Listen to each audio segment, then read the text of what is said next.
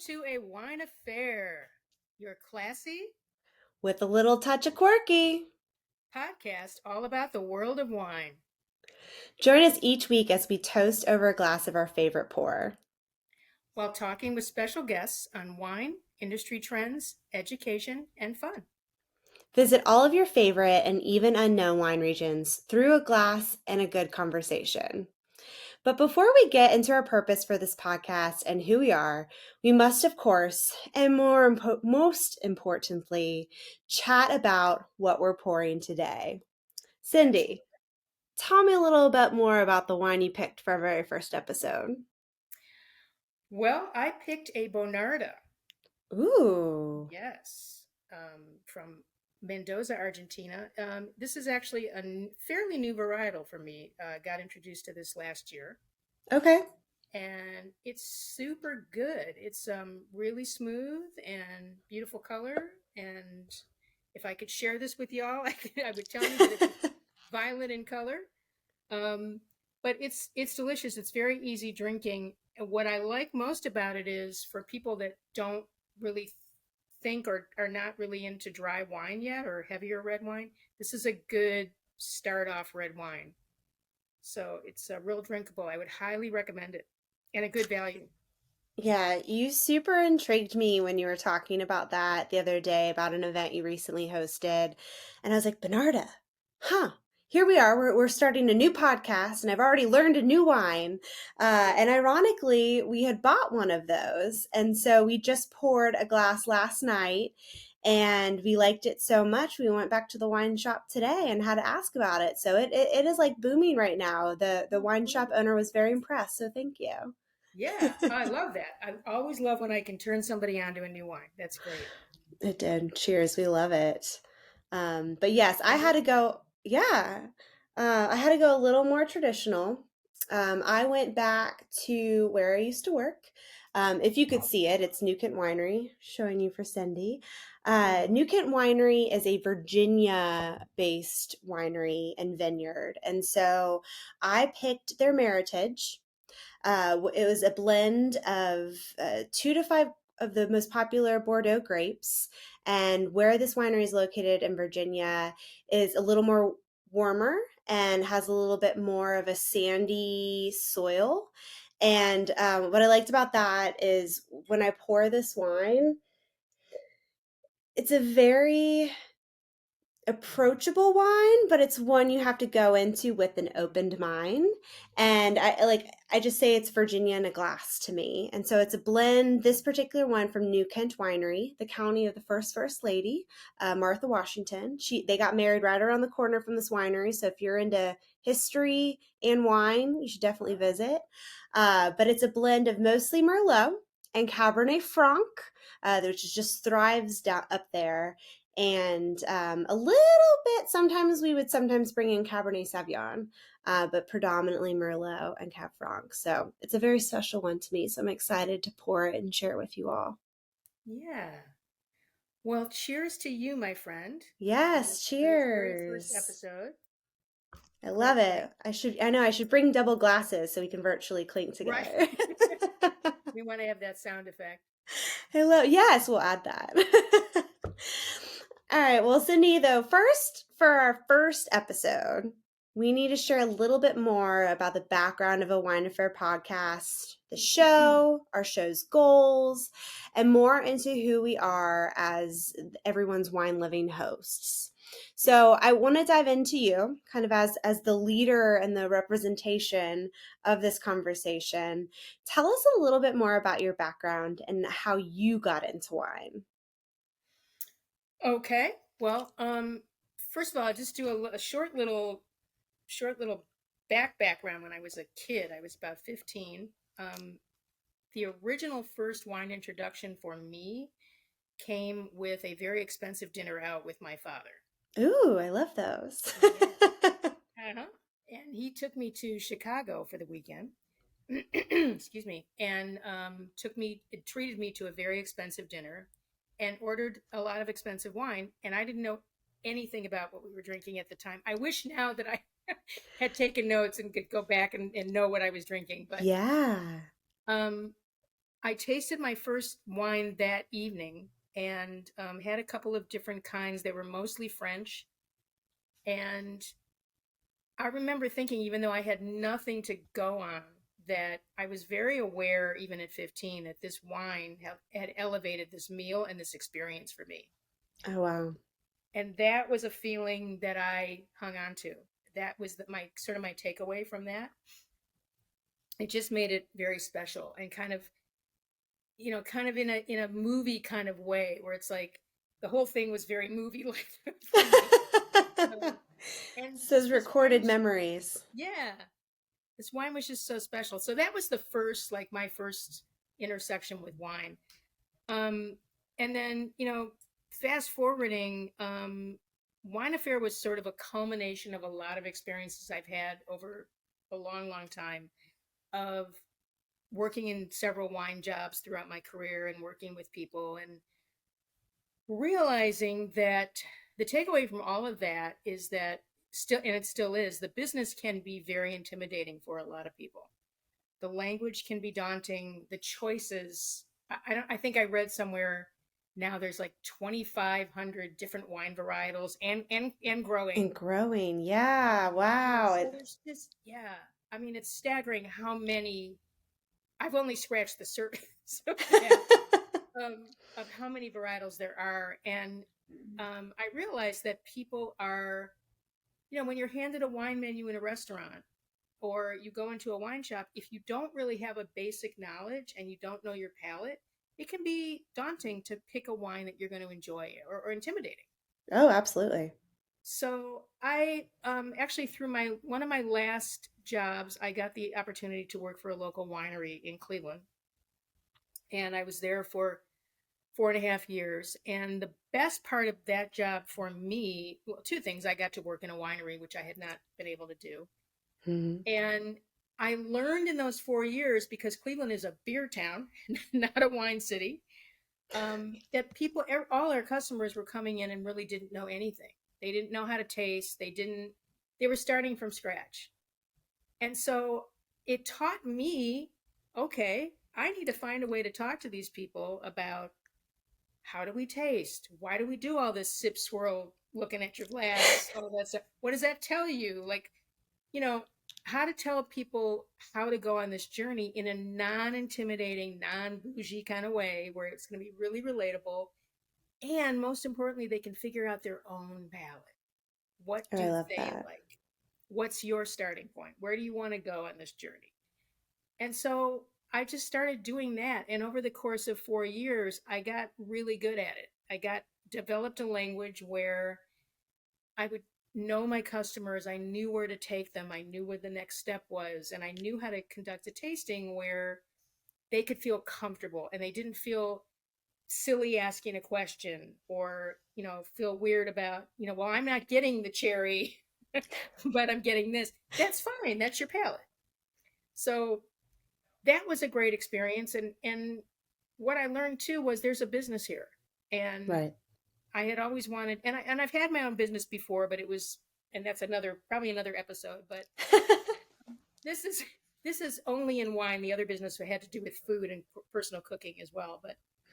Um, but I realized there was a business, and I went back to wanting to do my own thing again. And I started last year um, getting really involved with Instagram Live and doing a lot of lives there, and eventually doing some events and things like that. And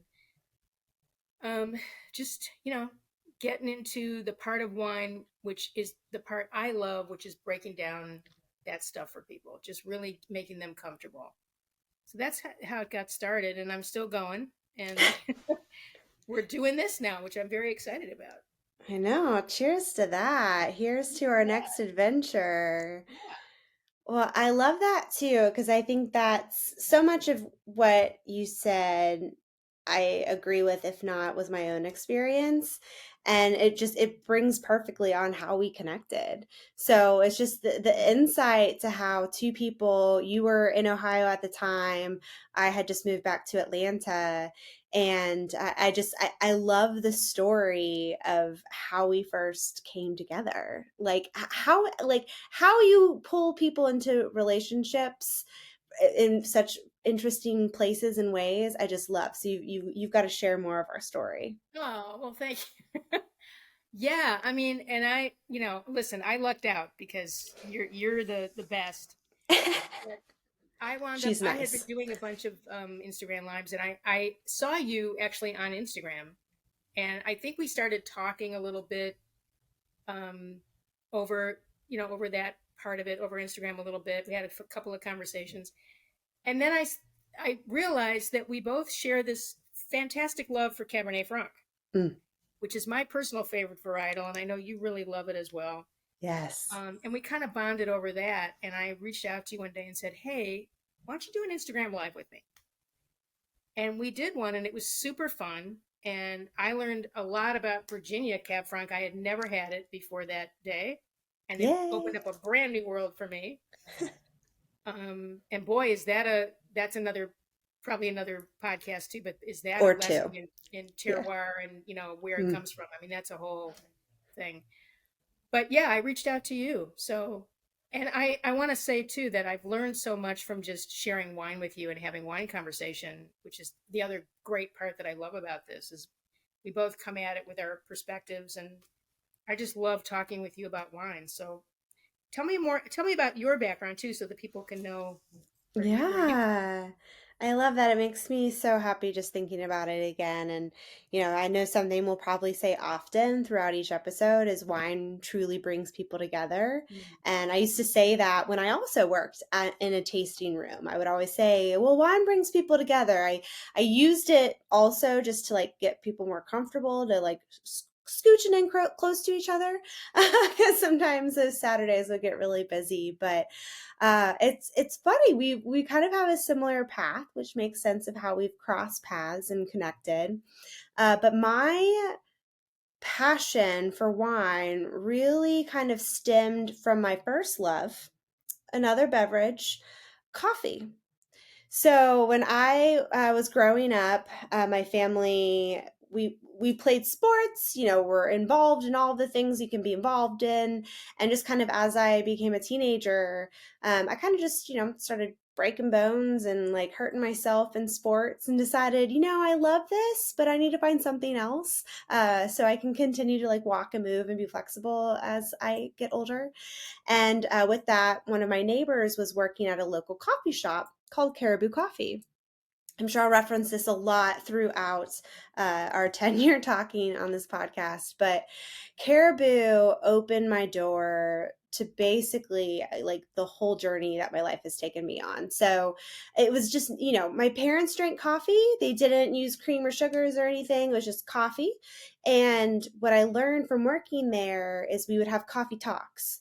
And so I learned how each pour and each brew was all grown somewhere different, was specific to where it's from, pulled out different flavors, was brewed specifically to have other notes to it.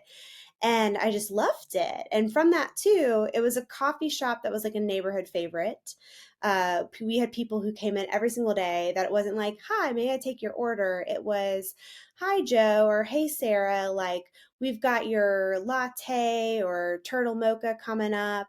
But how was that game last weekend? And we just had conversations with them. And so I really loved hospitality and really wanted to go to Florida State.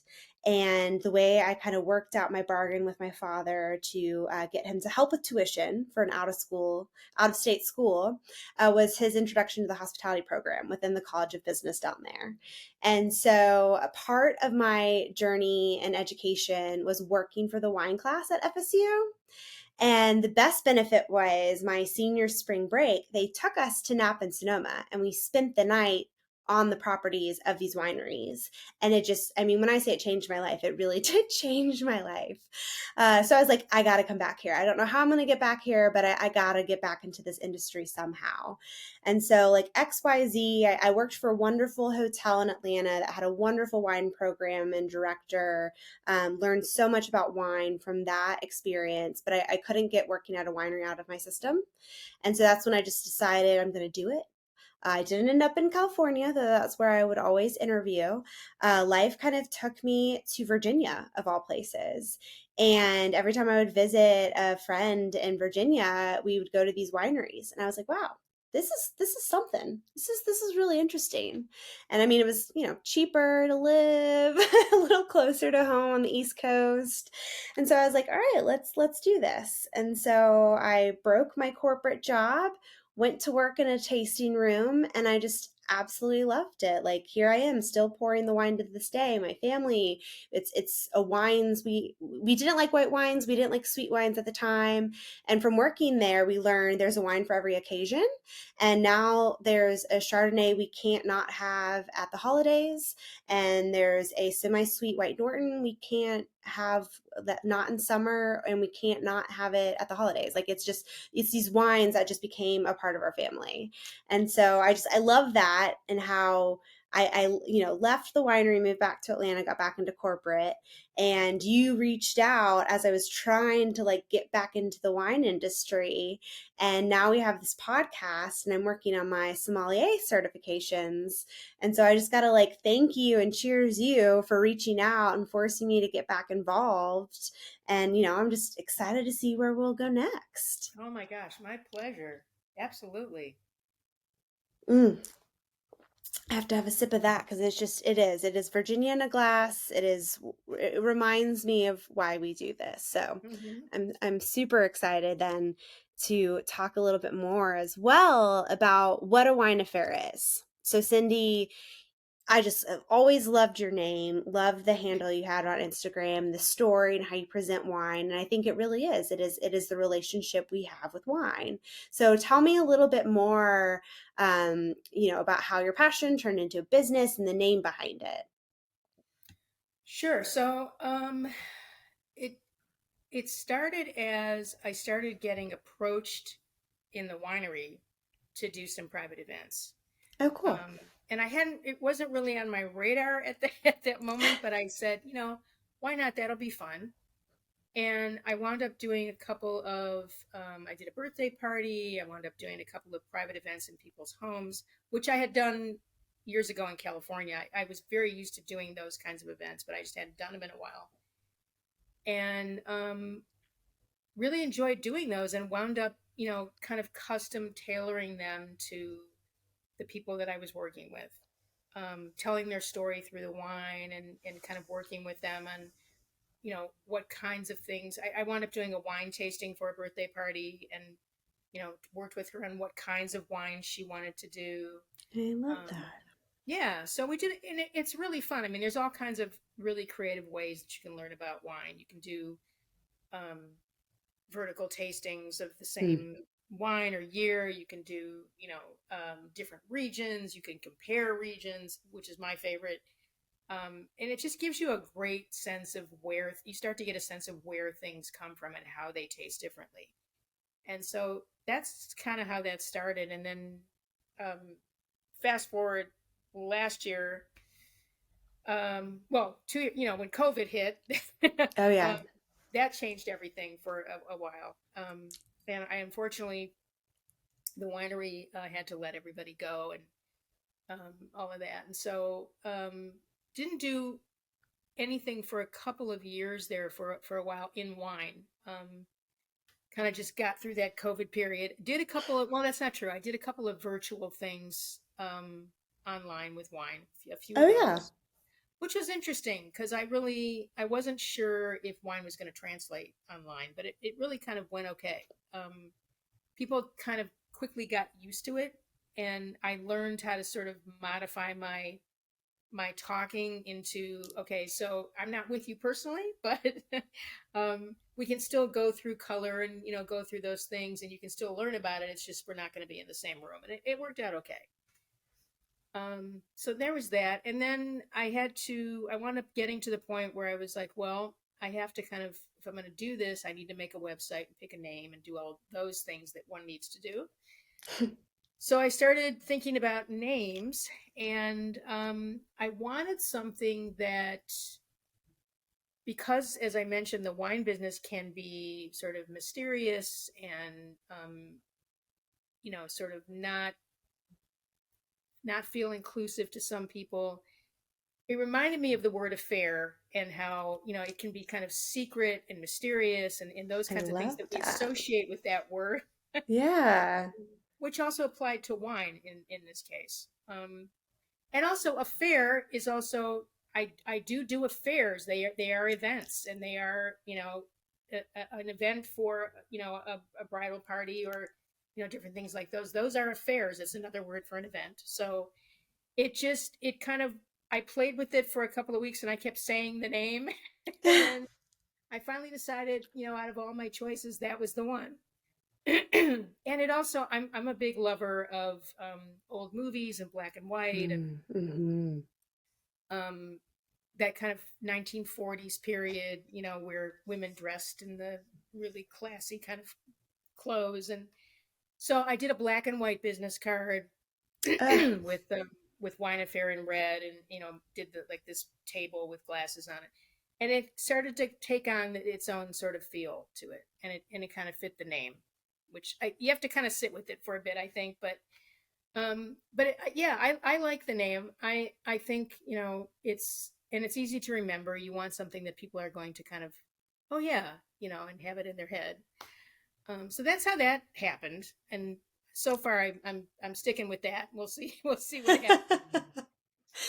No, I love it. And I think that's what, like, when we were talking about what do we call this podcast, sometimes people do change course and change names. And I was like, I love a wine affair. Like, it is our personal affair with wine, it is our conversation, and it's our place to come and celebrate and invite everyone to just raise a glass and learn something new. And I think that'll be like the best part of it, because it's like no judgment here. We're just two ladies having good conversation, inviting all of our friends, and to see what's next. And so, speaking of that, super excited for our corking class conversations. We keep talking about what we want to do and what we want to bring to this podcast. So, kind of tell us a little bit more about what we're thinking about what's next. Right. So I know you and I have brainstormed a lot on this, and I really want to, besides educating people on wine, I want to bring guests on that are going to show you the different parts of the industry. So, Mm, you know, um, I'd like you to meet some wine distributors and wine importers. I'd like you to be able to talk to the people that own the wine shops. I'd like you to be able to, you know, people that do wine and art, and definitely the small. One of my passions is supporting the small wineries that don't yeah. have the attention that they should get. A lot of small wineries do some great wine all across the country, and those are the wines for me. The talk about the sweat and hard work. I mean, that is.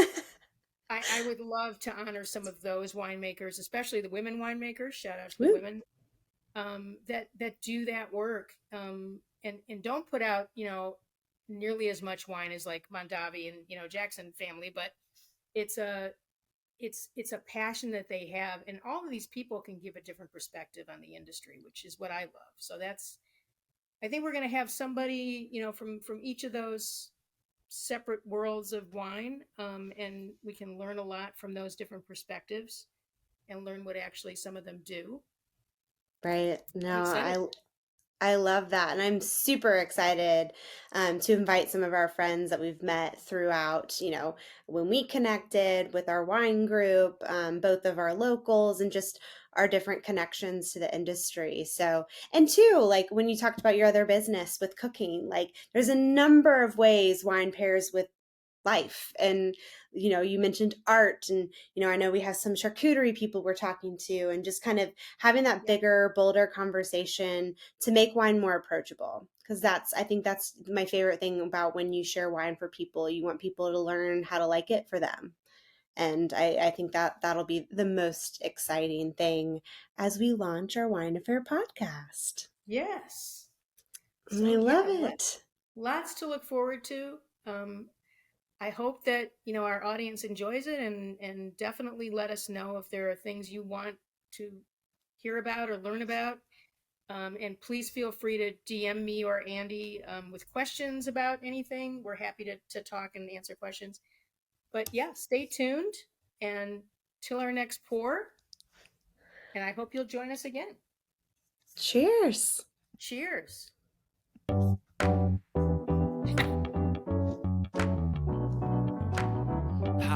by Riverside. Thank you, Riverside, our free platform. Thank you for that. Cheers, Cindy. Great job. Excited to pour some more.